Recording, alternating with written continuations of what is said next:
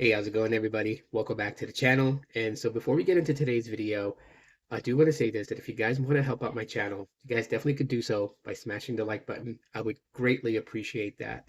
And also, as my gift to you guys, if you guys want to get cheaper phone service to help save money, especially now around the holidays, and you want to check out Helium Mobile, which uses the T-Mobile network. If you guys use my promo code, I'll get your first month for free so you guys can try them out. It's 20 bucks a month for unlimited talk, text, and data.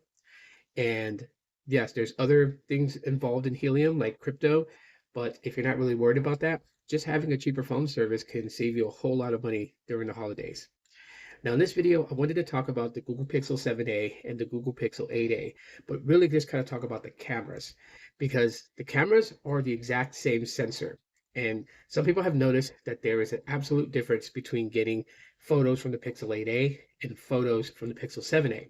Even though both have a 64 megapixel sensor and they're both Sony IMX sensors, they kind of produce a little bit different photos. And it's not a largely big difference, but it is a noticeable difference. And the thing about that is that with these two devices, even though that they have the same exact camera sensor, you have to also look at some of the things that's within these devices when it comes to processing. The image processing is handled by the tensor chips that are in these two devices. And you got the Tensor G2 in the Pixel 7a and the Tensor G3 in the Pixel 8a. So you're going to see a bit of a difference in image processing when it comes between these two devices, even though they have the same camera sensor. That is just the reality of things. I'll have a couple of photos up here comparing the 7a to the 8a, and I will tag which photos is which. So this is not like a blind photo test. But if you guys look at the photos carefully, you will see that there is a definite difference between them. Not a grand difference, slightly marginal, but still nonetheless a difference between the photos that are coming from both these two devices, even though they have the same camera sensor. They produce very different photos. And that really is the answer for those who have asked me about this as to why the photos are different, even though they are the same camera sensor. You would think they would produce the exact same photo.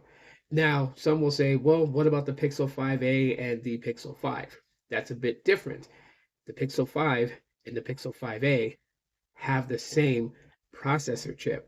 So, same processor chip doing the same processes that it is given as a command to do. Obviously, when it comes to photo optimization, it's going to yield a very similar result. But the interesting thing about that is that if you actually look at photos between the 5 and the 5A, there is also still a very slight difference. Not as much of a difference as you'll notice between these two devices, but nonetheless, still there is a difference that you can see clearly. And the same happens with the Pixel 7a and Pixel 8a.